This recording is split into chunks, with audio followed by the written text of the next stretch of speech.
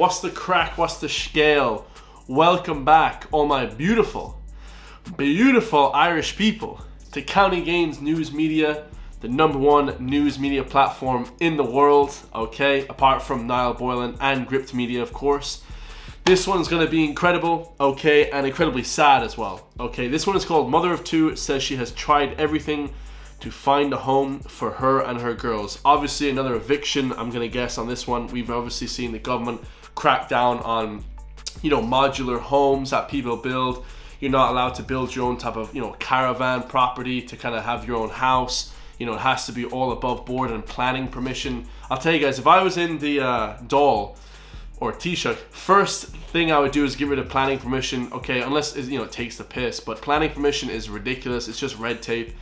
It's just a way for the government to make money, and I'd do it a case-by-case basis, okay? I would do it, I'd have some discretion involved.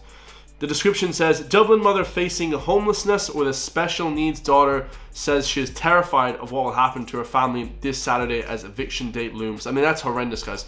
No person, especially an Irish person in this country, an Irish citizen, okay, a patriotic citizen of this country, should ever feel like they are going to get kicked out in the street, guys. It's disgusting. It's horrendous, guys. And it's disgraceful as well. Drop a comment down below. Give me a subscribe as well, because we're just about to hit 100,000 subscribers on YouTube, the biggest platform, baby. I'm not even going to be happy for this one, guys. I'm just going to roast the government in this one. Let's go. Waiting, and it's fight. I'm exhausted. I'm physically and mentally exhausted, and I need people to stand beside you and say, we are here with you too. We'll fight alongside you.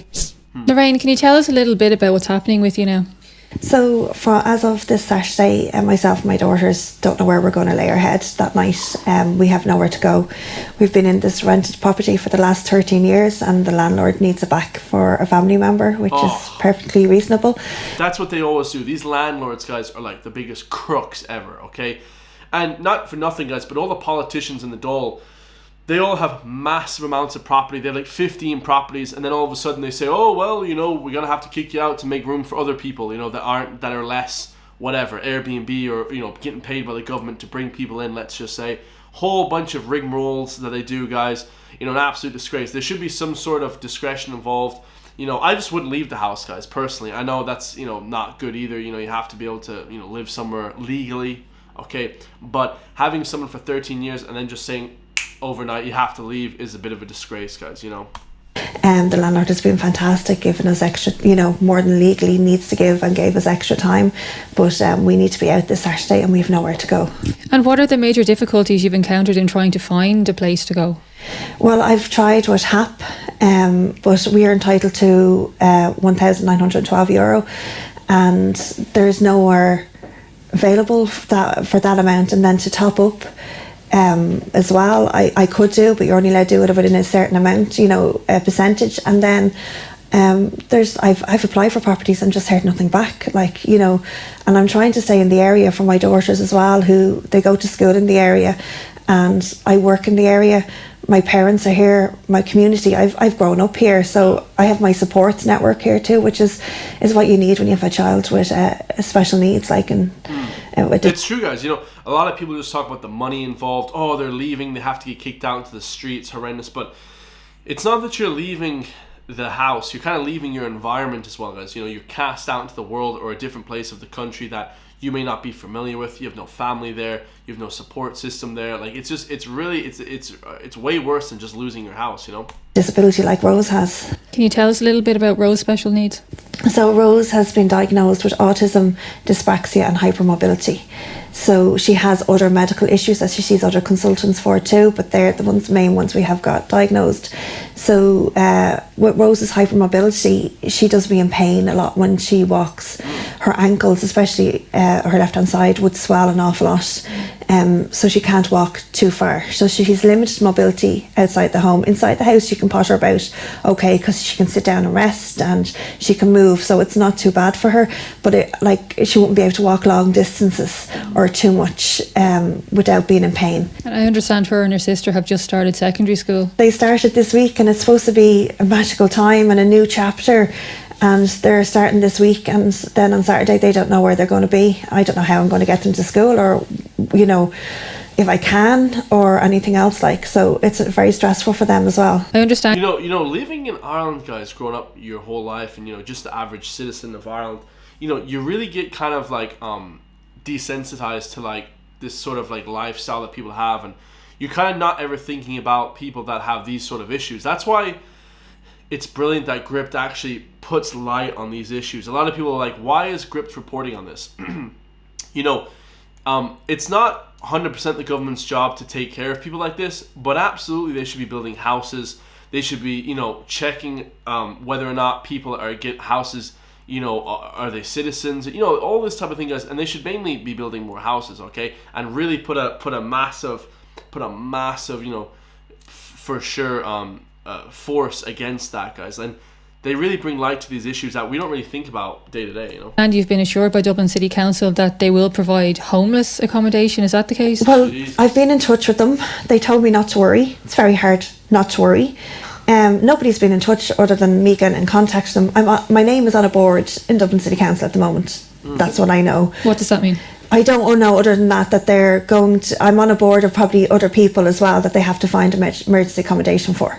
What position are you in on the housing list now? So we're band 1 medical priority number 13.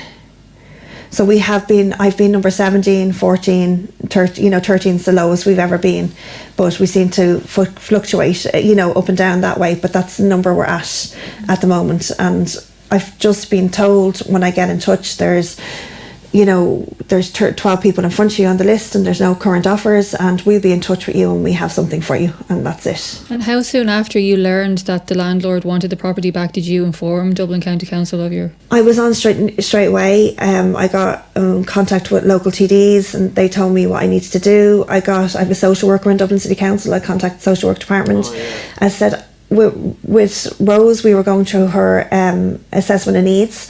I needed to get that signed off by the HSC before we could apply for medical priority for her. So that was actually, I had to put a complaint in, the complaint process, then we had to get a solicitor who took them to the circuit court. So we didn't have that information until... Absolute rigmarole. ...till January this year. So I had to, there was a process before we could even apply, and then we applied for medical priority. I'm very lucky that we got it, but we got it for Rose. And you said that you contacted a number of your local representatives, and you contacted Councillor Gavin Pepper, who's not in this area, but what has he done for you? It's been amazing. I emailed Gavin yesterday and I just said, I told him our story and I said, is there anything you can do for us? Is there anything else I can be doing? I don't know what else to do. Right. And he rang me, he emailed me, asked me for my number and said, I'll be with you at 8 o'clock this evening. He was, and he did a video and to highlight it and told me not to worry, that he's going to stand with me. And out of everything else, that's what I need. It's like you're fighting, and it's fight. I'm exhausted. I'm physically and mentally exhausted, and I need people to stand beside you and say, we are here with you too. We'll fight alongside you, because it feels like a fight. It doesn't feel that, I'm fighting for my children. I'm fighting for myself. We just want a home. I don't think it's much to ask for. It's just to have that security. And let me tell you, in Ireland, it's the biggest thing to ask for. I saw a report yesterday. It said that for every 100,000 people in the country, there's 6 houses or something, or 4 houses for every 100,000 people. Sure, that's ridiculous. Like, that's insane, dude. That we can, wake up in the morning and know that we're going back there. We can stay there. This living in limbo as well, the landlord has been fantastic, as said, but living in limbo, I've had 3 now dates that I have to be out. This is the last one, and not knowing what the future holds or where I can go. It's just very scary. You said you're well connected in this community. Can you tell me a little bit about that, like your work and everything? Yeah, I work in Bowman Parish, and which I adore. I love working within the community, and I have brought back the Christmas fair that was it happened when I was younger. So I grew up in this area too, and we used to have a Christmas fair. And I started in the local church, and I just said, hey, could I organise this? And thinking it'd be something small, it grew legs, as it did, but it's become a ritual. This is the 3rd year now we're doing it, and I'm trying to organise that too. And we had a meeting recently, and I was making a meeting for our next one, and then it just dawned on me going, oh, I mightn't be able to be here for the next meeting.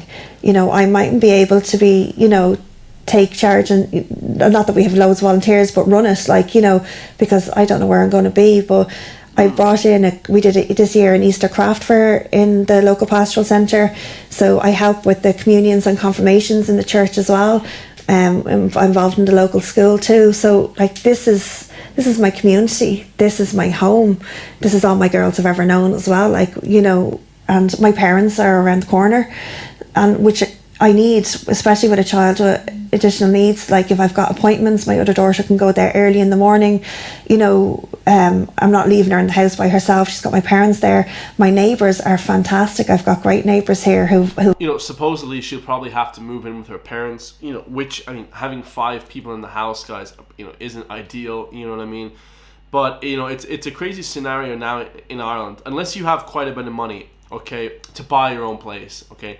And I don't mean like get a 40-year mortgage with your wife. That's not really the ideal situation either. You know, you want to be getting, you know, you have to make a lot of money now, you know, or get family members to chip in on a house to buy it outright, stuff like that, guys. Or else you're flipping, you know, the price of the house in 20 years time will be triple what you paid for it. So, you know, it is a crazy situation here.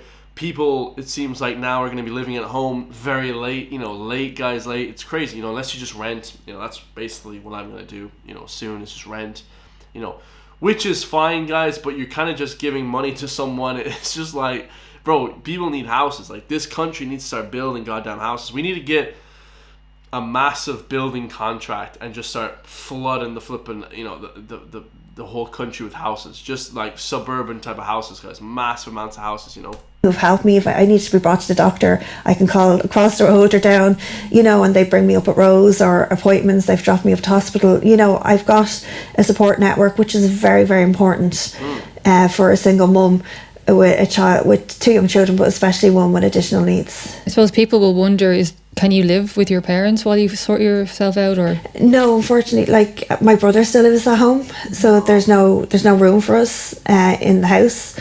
So, well, there's gonna have to be. I mean, you know, you kind of just have to make room. And, you know, this is what, like, different cultures do, guys. They live with each other, you know, they kind of get the money together, and they kind of do that sort of thing. In the Western world, we've been kind of, you know, brainwashed by this Western culture to all of us buy individual houses. And that's fine. You know, you should have your own space, of course. But, you know, there should be more of a community with your family. You know, especially Irish culture as well. We just, like, move out at 18, and then it's just like, you know, it's like whatever. But if you actually stay with your family connected, you know, you can get more money, especially, you know, you can build better connections. It's interesting, guys. So yeah, there's no room there, but I mean, you know, you have to stay there at least for a while, because, you know, and then start, you know, thinking of ways to, I don't know, get more money or something. It's crazy. The situation's crazy. Everybody should be able to have a place to rent, you know. It's just ridiculous. It's not an option. Like, there's 3 of us, and there's no room in my family home. Like, you know, if that was an option, then that's where I would go. But unfortunately, it's not. Like, as I said, my mum and dad are there, and my brother lives there too. And what is it like? I mean, it seems like a pretty stressful situation. As you said, you feel like you're in limbo. What is it like? It's been going on for over a year now. Yeah, I find I have good and bad days. Some days I just sit and cry. Some days I feel proactive and I have to do something. Some days I just sit in this spot, in this couch, and just sit here and just look. I'd stare into space. I can't, like, you can't make any plans. I can't do anything. I'm devastated. Like, you know, as a mother, as your role, you're supposed to protect your children and provide for them. And I can't, you know, and they're getting upset, and I feel guilty. I feel really guilty that I can't do anything for them. And when you were looking for houses, what were some of the costs you were coming up against, like some of the monthly rental costs? There's a house in Kilmore, I think it's 3-bedroom, it was 3,400. We've seen houses in Whitehall for 8,500. And they're houses like with front rooms to bedrooms, you know, and everything else. There hasn't been any there's been a few that I could apply for, which I did, but the majority of them are over 2.5 grand and upwards. And the thing about, guys, people have to now start doing like house sharing. Like, you can't have your own room, you know, you have to, so you can't have your own house, you can only have your own room, you know. But living with 5 other men renting accommodation is just, you might as well be living at home. Like, You literally, if you right now in Ireland as a young man or woman live with 4 or 5 other people, I mean, you might as well be living at home. You might as well be living on the damn street, guys, because that's not a way to live either. I mean, that sucks, guys. That's torture and death as well, guys. That's horrendous. And most people live like that, you know. And then, you know, it's just a really the situation in Ireland is probably the worst I've ever seen it. I mean, it's pretty terrible, guys. You could be living on the street. You could be living in other countries, poor as well. But at the same time, guys, like, you know, the no housing thing is terrible, man. You know, just build more houses. Then we can just rent more and more money for the state. But they don't understand that sort of long-term thinking, you know. You know, there hasn't been anything that before I moved in here, and I know it was 13 years ago, the rents were like 1,000, 1,200. Oh, yeah. You know, and it keeps going up. This is the thing, guys. You got to earn tons of money now. It's crazy. Now you wouldn't get anything for that. No. So I've emailed all the local TDs. I emailed sitting ministers. I've been on to local councillors too. I've been through everybody. I don't think there's a person in the area that doesn't know my story. And people have come and offered to help, but they've sent emails. But there doesn't seem to be anything more they can do for you other than send an email and keep on pressing, you know, and keep on sending emails. There's nobody out there that only Gavin Pepper, who has led to this interview today. Nothing else has really happened, and it's, as I said, I've been in touch with TDs a long time now, since early last year, and especially this year, the last few months, and I've been emailing Darndale allocations and Kilbarrack allocations as well. So, have you been in touch with some of the bigger homeless charities too? I've been in touch with Focus Ireland. I did work with them, and Threshold. I did get an email. I got in touch with Crosscare as well. People are saying, what they say to you is, the line is choice-based lettings. Apply for choice-based lettings. None of them are suitable. And I do look, you know, it's not that I'm, you know... Chat, tell me down below, what's choice lettings? Is that living with other people or something like that? Not looking, and I want this and I want that. I don't. I've looked at them. None of them are in areas that would be suitable for me and my children. As I said, Rose has appointments in Temple Street. She has appointments in the CRC. And she has appointments in Kappa. So I don't drive. I need access to the 16 and the 104 bus route. So I need to be in that area so that I can still get her to where she needs to go and to her school as well. What are you expecting to happen this Saturday?